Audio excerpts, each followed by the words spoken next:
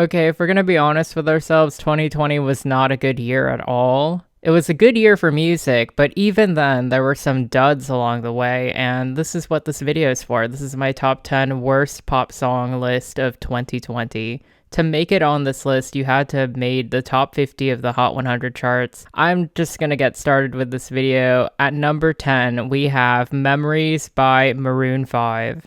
Memories is a reminder that the Maroon 5 that we liked a long time ago is truly long gone. The song's messaging actually really fits this year of loss, tragedy, and anguish, but Adam Levine's vocals just don't carry the weight of the song. The only interesting and redeeming aspect of the song is the sample of Pachelbel's iconic Canon in D. It's a very timeless harmonic sequence, so I get why they borrowed it, but Vitamin C did it better 20 years ago with Graduation. Number 9. I genuinely thought that we had heard the last of Ava Max after Sweet But Psycho, but somehow she managed to snag a minor radio hit with Kings and Queens. I make no secret of the fact that I am not a fan of Ava. For someone who's trying to be the next pop girl, we don't really know much about her personality or what drives her to be an original artist. Kings and Queens, just like Memory, samples a very iconic harmonic sequence. This time it's Bon Jovi's You Give Love a Bad Name. I actually really don't hate sampling. When you do it right, you can reinvent a classic into something worthy of the sample. Something new and fresh. When done wrong and blatantly, you end up with something like this. A cloying, outdated, generic pop song with no meat to it at all. A lot of people still like to dismiss pop as this vapid genre that really doesn't say anything or do much with its chords, and this song is an example of why people say that about pop. I have to say that the worst example of the songwriting of this song has to be the bridge. Those lyrics really just made me laugh. And I don't know, I'm just not really into artists who can't create their own choruses. Sampling shouldn't be a crutch this early on. I'm not gonna delve that much deeper because I already did a video roasting her first album on my channel, so we're moving on. Number 8. I didn't realize I was getting old until I came across this TikTok smash hit. At the time of recording, this song is the top non-Christmas song on the charts and spent 6 weeks at number 1. And honestly, I do get it. I just think that it's the epitome of manufactured trap pop bangers meant for the Gen Z kiddies to make TikToks to, but I don't know, where's the flavor of it? It has all the makings of a Post Malone-esque type of song, like you got the guitars, check, you got the drums, check, you got the auto-tuned vocals. I don't know, it just sounds very been there, done that a million times in the past. But my key issue with the song is that it's very monotonous, and that's coming from me. I mean, I'm the king of monotone, but this song just, I don't know, there's no emotion to it, there's no sense of trying, but it's only 2 minutes and 18 seconds, so I might be asking for too much. I don't know, maybe I'm old. I just don't get it. Number 7. The pandemic itself has been horrible, but it's also given birth to some really amazing music about the anxieties of keeping love, both romantic and platonic, alive with all the distance we have. Then there's this song. I'm a stickler for authenticity, and Stuck With You just does not ring true to its heart. You can practically hear Ariana Grande struggling not to outsing Justin Bieber, who's trying his best to sound like John Legend. And for some reason, Scooter Braun has a songwriting credit on this Droopy Sleepy track. Maybe that's why it's bad. When I first heard the song, there was another song in my head kind of nagging me like, hey, I've kind of heard this before, and it ended up being Meghan Trainor and John Legend's track, Like I'm Gonna Lose You, which was a hit a few years back.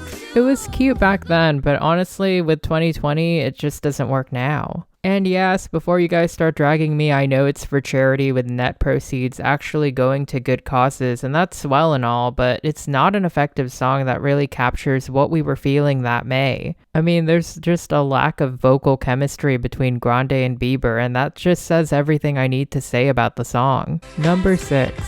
For all the flack that he actually gets, I really do admire Jason Derulo's hustle. The man somehow managed to make his part in Cats 2019 work well for him. Somehow we can't get rid of the man. He's been around for a decade, which is genuinely impressive. Few people from his debut time still have hits today. But let me tell you something, Savage Love is just not it, especially when we get into the fact that he tried to steal the instrumental from Jawsh 785. The instrumental itself has been a hit on TikTok prior to Jason Derulo's version, and he just dropped a version with his vocals without getting clearance, which is a total dick move. And let's not even get into the BTS debacle. He did a remix with them, didn't credit them when he actually hit #1, and then held a huge social gathering to celebrate. Just dick moves all around, guys. Like, I can't even excuse that. Oh, and the song isn't even that good, let's be real. It took a remix with Korean boys to save the song, and even then, they couldn't save it. It's a bad song.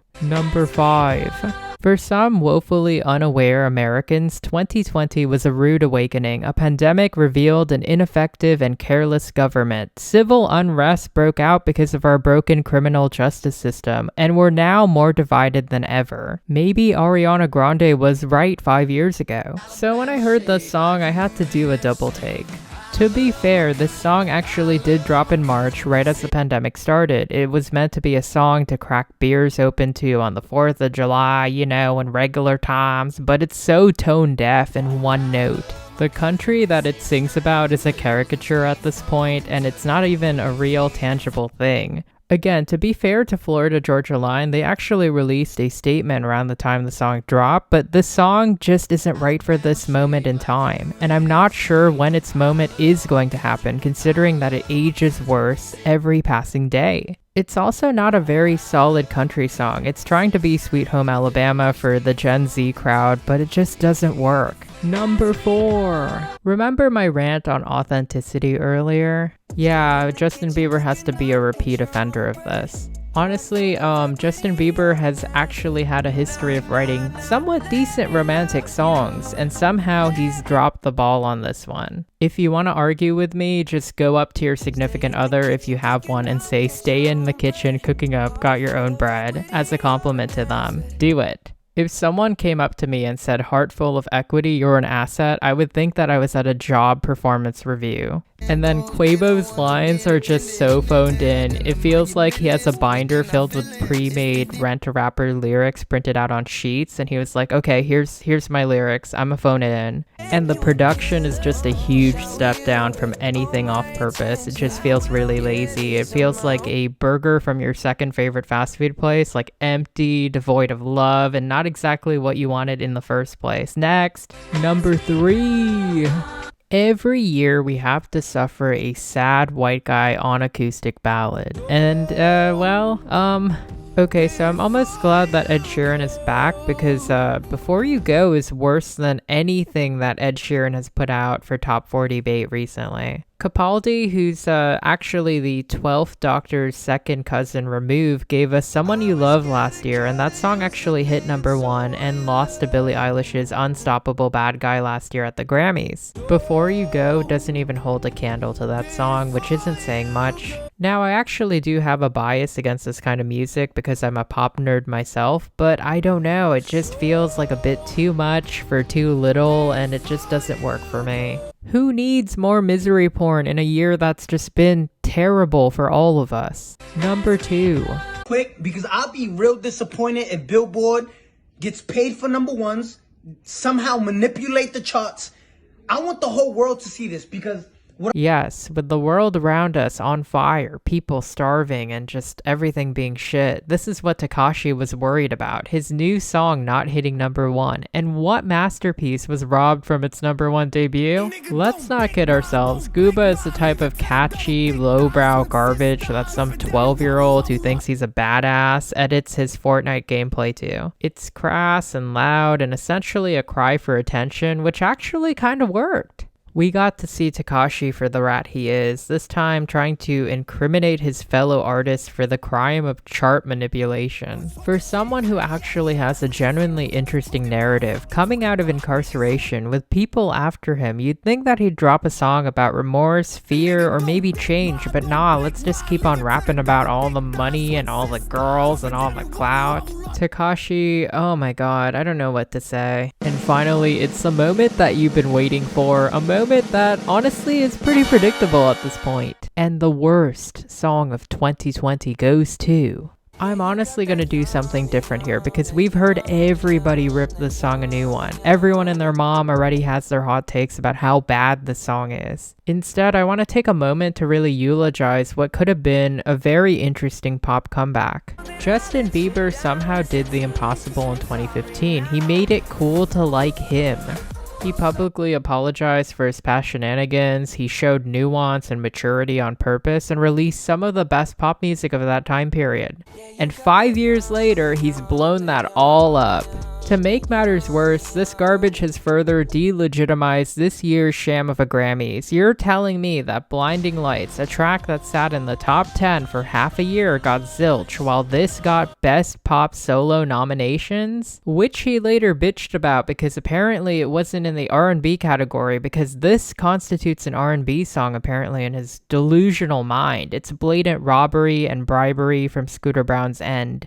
If 2020 is any indication of Justin Bieber's trajectory as an artist, he's yet another casualty to a cruel year. And that about wraps up my list. If you think any song was missing on this list, fight for it in the comments. I'm not even going to read any stan comments. If you disagree with my list, you can go fork yourself. I don't care. I'll be dropping my best list very soon, and it includes albums and hits. A quick shout out to my members. Thank you so much for supporting my channel. A free way to support my channel is to hit that notification bell, hit that subscribe button, hit the like button, and comment for engagement. I'll see you soon. Stay safe. Thank you.